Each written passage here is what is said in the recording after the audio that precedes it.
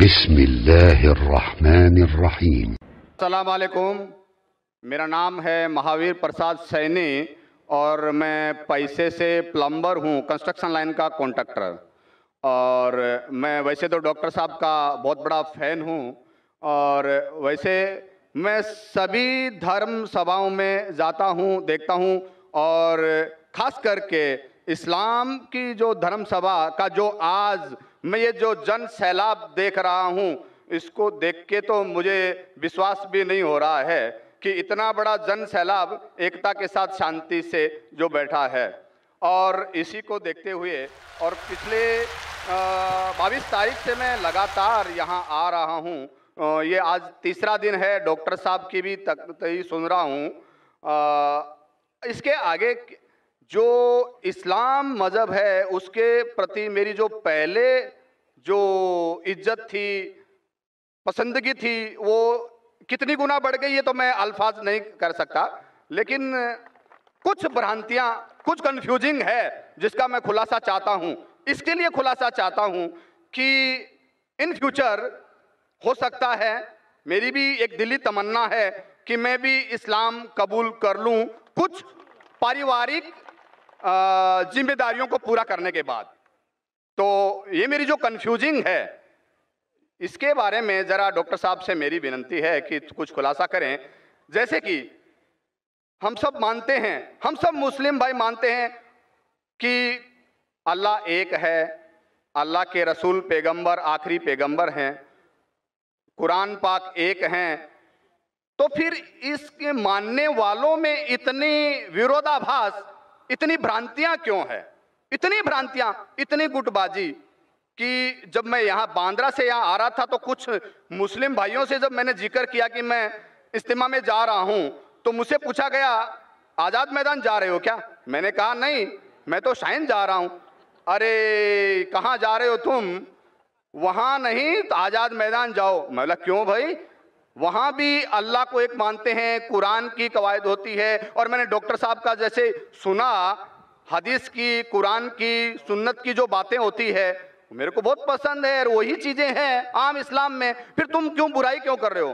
تو میں نے جب 10 لوگوں سے پوچھا تو 10 میں سے 10 لوگوں نے مجھے منع کیا، یعنی کہ 100% منع کیا۔ اور 10 میں سے ایک تو ہمارے ایک مسجد کے جناب جی تھے جو نماز پڑھاتے ہیں، انہوں نے بھی مجھے منع کیا کہ تمہارا ایمان خراب ہو جائے گا۔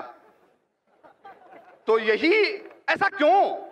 کہیں تو کچھ مس انڈرسٹینڈنگ ہے جس کا میں خلاصہ چاہتا ہوں۔ جب اللہ ایک ہے، قرآن ایک ہے، پیغمبر ایک ہے، تو پھر اتنی بھرانتیاں کیوں؟ آپس کے اندر اتنی کھیچم کھاچ کیوں؟ بھائی صاحب نے ایک بہت اہم سوال کیا۔ سوال کے پہلے یہ کہا کہ کانفرنس کی سٹارٹنگ سے وہ آ رہے ہیں اور وہ حیران ہیں، انہیں یقین نہیں ہو رہا ہے کہ اتنا بڑا مجمع اتنے امن کے ساتھ، اتنی شانتی کے ساتھ۔ بھائی صاحب مجھے بھی یقین نہیں ہو رہا ہے، مجھے بھی یقین نہیں ہو رہا ہے، بمبئی کی پولیس کو بھی یقین نہیں ہو رہا ہے۔ یہ صرف ممکن ہے ایشور، خدا اور اللہ کی مرضی سے، ورنہ جب پولیس سے میں بات کرتا ہوں وہ لوگ کہتے ہیں اتنا بڑا مجمع، وہ بھی مسلمانوں کا، اتنی شانتی، ہمیں کچھ کام ہی نہیں کرنے پڑتا ہے، ہم صرف بیٹھے ہیں۔ اتنا بڑا مجمع غیر مسلمانوں کا بھی اتنی شانتی سے نہیں جانتا، مسلمانوں کو تو چھوڑو، ان کا نظریہ بھی اسلام کے بارے میں بدل جاتا ہے۔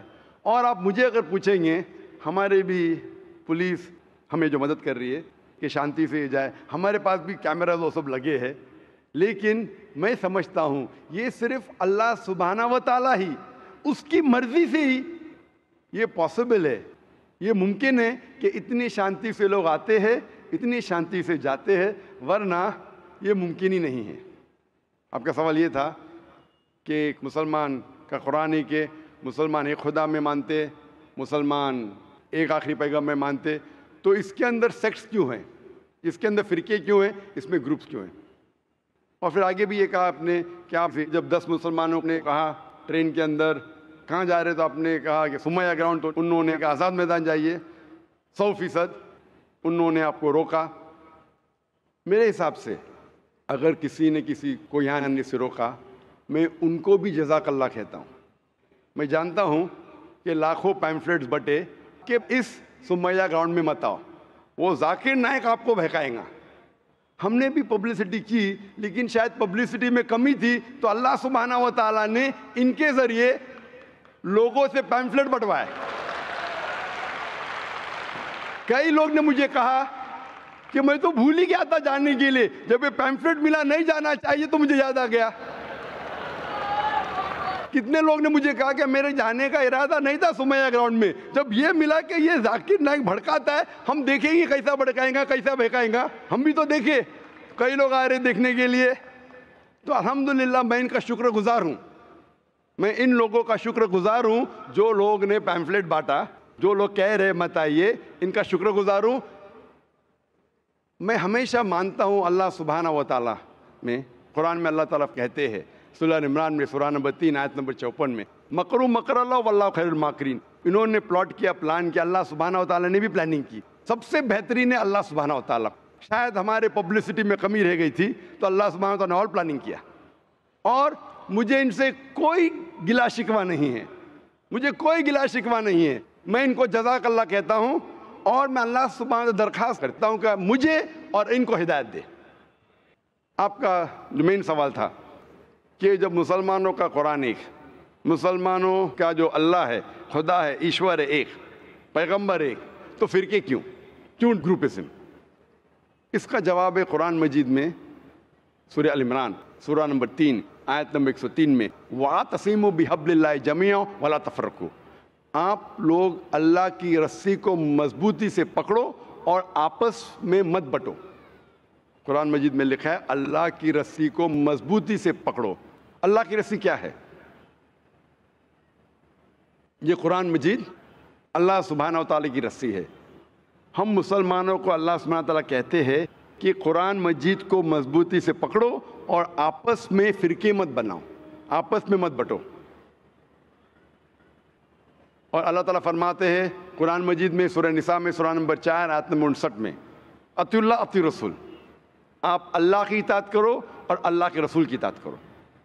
اور اللہ تعالیٰ فرماتے ہیں سورہ انعام میں سورہ نمبر 6 آیت نمبر 159 کہ جو لوگ اس دین اسلام میں فرقے بناتے ہیں, یا رسول تمہیں ان سے کوئی لینا دینا نہیں ہے, اللہ سبحانہ و تعالیٰ ان کو دیکھیں گے آخرت میں. مطلب جو کوئی اسلام میں فرقے بناتا ہے اسے اللہ کے رسول سے کوئی لینا دینا نہیں, یعنی فرقے بنانا حرام ہے. افسوس کی بات ہے, ہم جب مسلمانوں سے پوچھتے ہیں کہ آپ کون ہیں دین کے بارے میں, تو اکثر مسلمان کہتے ہیں ہم یہ ہے, ہم وہ ہے, ہم فلانا ہے, ہم ڈمکا ہے. اللہ کے رسول کیا تھے؟ یہ تھے, وہ تھے, کیا تھے؟ قرآن مجید میں لکھا ہے سورہ عمران میں سورہ نمبر 3 آیت نمبر 52 میں عیسیٰ علیہ السلام مسلم تھے. قرآن میں لکھا ہے سورہ عمران میں سورہ نمبر 3 آیت نمبر 67 میں ابراہیم علیہ السلام نہ یہود تھے نہ نصارہ تھے, وہ مسلم تھے. قرآن مجید میں کئی جگہ لکھا ہے سورہ عمران میں سورہ نمبر 3 آیت نمبر 64 میں, فَقُولُوا اشْهَدُوا بِأَنَّا مُسْلِمُونَ, ہم شہادت دیتے ہیں کہ ہم مسلم ہیں. قرآن مجید میں لکھا ہے سورہ فصلت میں سورہ نمبر 41 آیت نمبر 33, وَقَالَ إِنَّنِي مِنَ الْمُسْلِمِينَ, کہو کہ میں مسلم ہوں. کئی جگہ قرآن میں 20 سے زیادہ مرتبہ قرآن میں کہا گیا اپنے آپ کو مسلم کہو, مسلم کہو, مسلم کہو. ابراہیم علیہ السلام جب دعا کرتے اللہ سبحانہ تعالیٰ سے سورہ بقرہ سورہ 2 کہ میرے بچوں کو, میرے نسل کو مسلم بنا. اگر کوئی بھی پوچھتا ہے, جو لوگ ایک قرآن میں مانتے, ایک اللہ میں مانتے, ایک رسول میں مانتے, محمد صلی اللہ علیہ وسلم, صحیح جواب ہونا چاہیے مسلم, اول مسلم اور آخر مسلم, اس کے علاوہ کچھ نہیں. اگر آپ اس میں فرقے بنائیں گے تو یہ قرآن کے خلاف ہے. محمد صلی اللہ علیہ وسلم کہتے ہیں, صحیح حدیث ہے سنن ابو داؤد میں والیوم نمبر 5 حدیث نمبر 4596, جو اللہ کے رسول فرماتے کہ مسلمان 73 فرقے میں بٹیں گے. اللہ کے رسول نے فرمایا بٹیں گے, یہ نہیں کہا کہ بانٹو. اللہ کہتا ہے مت بانٹو. اللہ کے رسول جانتے ہیں اللہ کے کہنے کے بعد کہ مت بانٹو, پھر بھی یہ مسلمان لوگ اسلام کو فرقے میں بانٹیں گے. اور ایک حدیث اللہ کے رسول کی ترمذی کی, جس میں اللہ کے رسول نے فرمایا کہ مسلمان 73 فرقے میں بٹیں گے اور ان میں سے ایک ہی جنت میں جائے گا۔ جب صحابہ نے پوچھا کون سا فرقہ، کون جائیں گا جنت میں، اللہ کے رسول فرماتے وہ لوگ جو میرے باتوں پہ عمل کرتے ہیں، وہ لوگ جو قرآن اور صحیح حدیث پہ عمل کرتے ہیں۔ تو جو لوگ اللہ کی رسی کو مضبوطی سے پکڑتے ہیں صرف وہ لوگ جنت میں جائیں گے۔ ہمیں اسلام، دین اسلام کو کوئی بھی فرقے میں بانٹنے کی ضرورت نہیں۔ اسلام کو فرقے میں بانٹنا غلط ہے، اور جو بھی کوئی مسلمان اسلام کو فرقے میں بانٹتا ہے وہ ایک صحیح مسلمان نہیں ہے۔ ہمیں صرف اللہ اور اللہ کے رسول میں ماننا چاہیے اور اس پہ ایمان لانا چاہیے۔ جو بھی اختلاف ہے، اختلاف کا مطلب یہ نہیں کہ ہم فرقے میں بٹ جائیں۔ اختلاف ہے تو اس کا حل کرو قرآن اور حدیث کی روشنی میں، جو قرآن اور حدیث کہتا ہے اس کے اوپر عمل کرو۔ تو صحیح چیز یہ ہے کہ ہمارے دین اسلام میں کوئی فرقے نہیں، جو بھی کوئی اسلام میں فرقے بناتا ہے وہ غلط کرتا ہے۔ اور آپ نے کہا اپنے سوال میں کہ کچھ سوالات ہیں اور ہو سکتا ہے کہ بہت جلد آپ اسلام قبول کریں گے، آپ کے پاس کچھ مشکلات ہے، لیکن میرے آپ سے درخواست ہے کہ ہمیں نہیں پتہ ہم کتنا جینے والے ہیں۔ اگر آپ کو یقین ہو چکا ہے کہ دین حق کا دین ہے، اگر آپ سوچیں گے کہ انشاءاللہ میں 1 ہفتے بعد کروں گا یا 2 ہفتے بعد کروں گا، 1 مہینے بعد کروں گا، میرا ذرا کام باقی ہے، 1 مہینے میں ایسا ہو جائے گا، ویسا ہو جائے گا، نیا فلیٹ مل جائے گا، میں اس میں جاؤں گا، جو بھی ہے، کسی کو نہیں پتہ ہم کل کا سورج دیکھنے والے کہ نہیں، نہ مجھے نہ آپ کو۔ میرے پاس کوئی گارنٹی نہیں میں کل کا سورج دیکھوں گا کہ نہیں، انشاءاللہ امید ہے دیکھوں گا، لیکن میں یہ نہیں کہہ سکتا ہوں، مجھے نہیں پتا میری زندگی کتنی لمبی ہے، کتنی بڑی ہے۔ تو اسی لیے اگر آپ کو یقین ہو جائے، یقین نہیں ہوا تو مت قبول کرو، یقین ہو گیا تو میری یہ درخواست ہے آپ سے کہ آپ کو اگر یقین ہو گیا کہ اللہ ایک ہے، اس کے پیغمبر محمد صلی اللہ علیہ وسلم آخری پیغمبر ہے اور یہ دین حق کا دین ہے، تو آپ اس میں دیر مت کیجئے۔ مشکلات تو آتے رہیں گے، آپ قبول کرو یا نہیں کرو، قبول کرنے کے بعد بھی آئیں گے، نہیں کرے تو بھی آئیں گے، یہ ہمارے لیے امتحان ہے۔ جس طریقے سے اللہ تعالیٰ فرماتے ہیں قرآن مجید میں سورہ ملک میں سورہ نمبر 67 آیت نمبر 2 میں الذی خلق الموت والحیات، اللہ سبحانہ و تعالیٰ نے موت اور زندگی دی آپ کو پرکھنے کے لیے آپ کتنے اچھے ہیں۔ تو یہ ہمارے لیے ایک ٹیسٹ ہے، ہمارے لیے امتحان ہے۔ تو اس لیے میں درخواست ہے اگر آپ کو یقین ہے کہ دین الحق ہے اور صحیح مذہب ہے، آپ اس کو قبول کرنے میں دیری مت کیجیے۔